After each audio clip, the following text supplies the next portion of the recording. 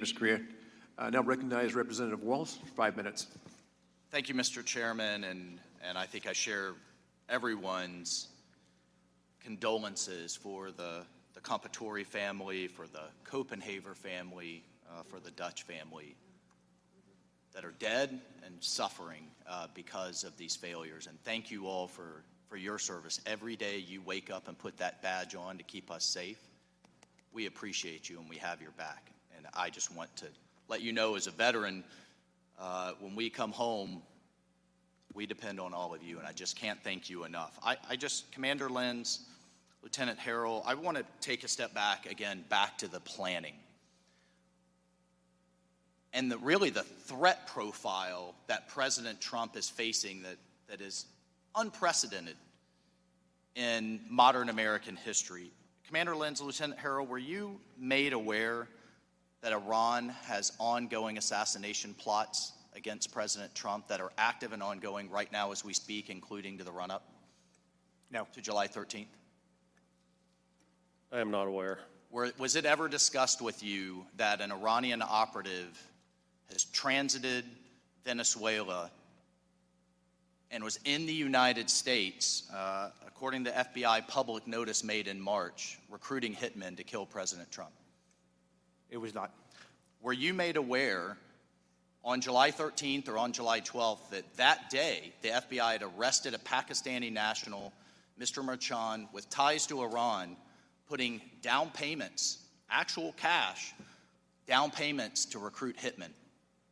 No. Were you aware that that same operative were recruiting women as spotters and recruiting protesters as a distraction? A fairly sophisticated plot being run by a foreign state actor intelligence agency?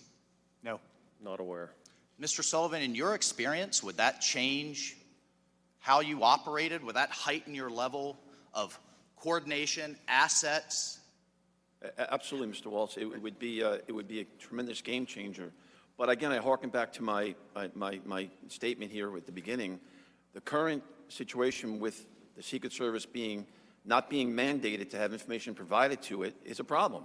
Now, the Secret Service should have been part of that overall investigation. The Secret Service should have been Secret Service should have been aware. Absolutely. And they certainly, probably were. had you been in charge, or in your experience, would certainly make local law enforcement aware, hey, we not only have ongoing plots, we just arrested someone in the United States putting down payments to kill President Trump. This is on top of the ongoing domestic threats, correct? Yes. You would make your counterparts aware. Yes, I would think those Secret Service headquarters knew about that. I'm assuming that. I don't know for a fact.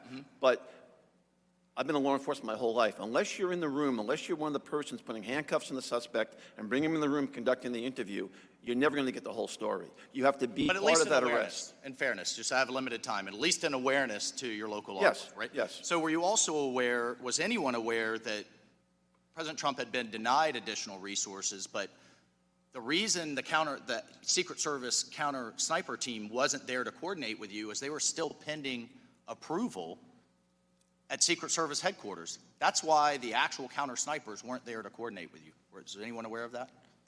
I was not. That they would be coming, maybe you should sync up, coordinate? There was some discussion there.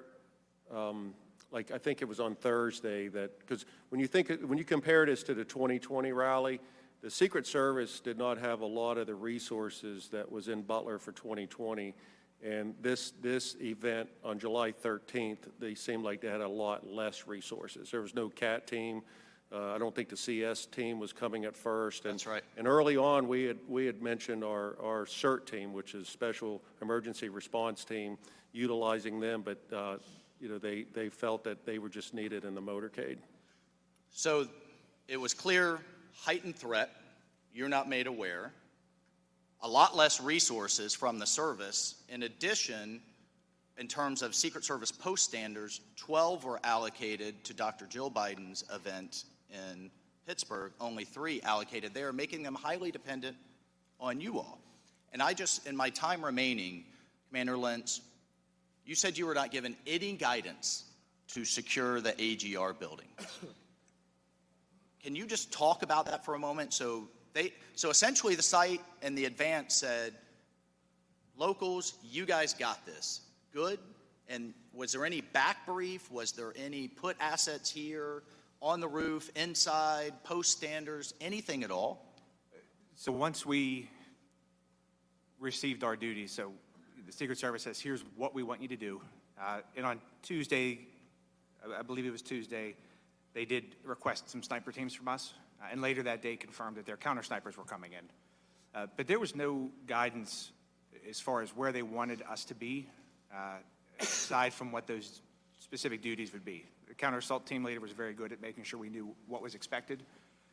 The counter sniper walked through with us at the planning meeting, so they knew where we would be. They knew what our plan was.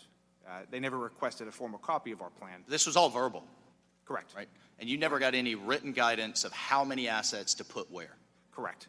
And it was our decision to place those snipers in the second floor of that AGR building.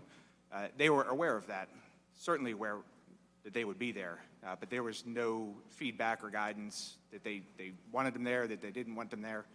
But really, by not raising an objection. And Mr. Sullivan, should that guidance have been provided? in your Absolutely, experience? absolutely. No question about it. And if you had had additional Secret Service assets, would you have put the AGR building within the protective perimeter and the see-through chain link fence that anybody could have approached within yards of the stage? Would you have put that inside the perimeter with additional resources? With additional resources, you could probably put that building inside the perimeter, but from my understanding, with the resources they had, the decision was made to put that building outside the perimeter. But it still could have been secured with post standers to prevent someone from getting on the roof. So this was a lack of resources decision from Secret Service headquarters. If they had had it, you would have done it differently. No, Mr. Waltz, I don't want to say that. I wasn't there, but if the Secret Service had the resources, it would have been easier probably putting that within the secure perimeter, and then everyone going into the building would have already been magged and screened.